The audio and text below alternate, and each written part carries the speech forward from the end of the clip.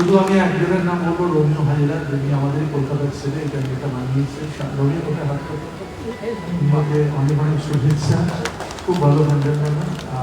হয়েছেন দেবী মূর্তি থেকে শুরু করে প্যান্ডেল থেকে শুরু করে সব কিছু, এবং যারা আজকের অনুষ্ঠানে এই সম্মানী সন্ধ্যায় উপস্থিত হয়েছে তাদের সকলকে আমার অন্তরে অনেক অনেক শুভ নন্দন, আগাম পুজো শুভেচ্ছা জানিয়ে যাচ্ছি।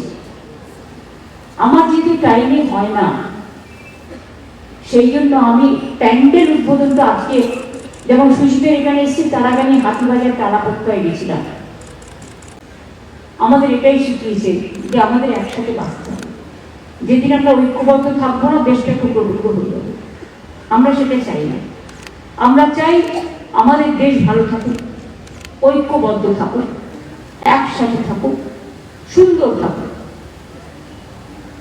নচি কিছু খাওয়া দাওয়া করে, গানটা তো করলো, ভালো গানই করেছে।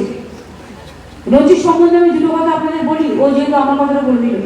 গাড়িতে একবারে শুভপ্রসন্নদের বাড়িতে গেছে। শুভপ্রসন্নদের বাড়িতে একটা পুরনো পিয়ানো আছে, নচি বাজাচ্ছিল আমারও পড়ানো যাওয়া যায়, বাজাতে বাজাতে মাঝেরটা ভুলে গেছে।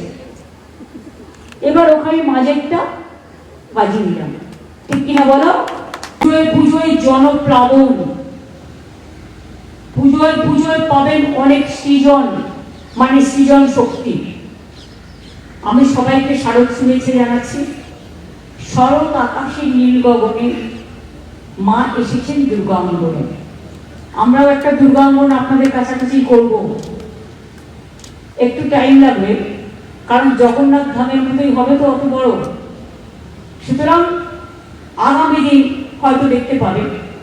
তাই এবারে পুজো সংখ্যায় শিলাদাকে যে আমি গাইয়েছি যে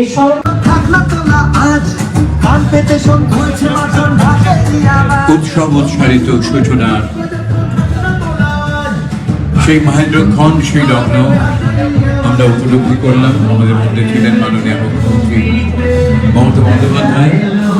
তিনি এই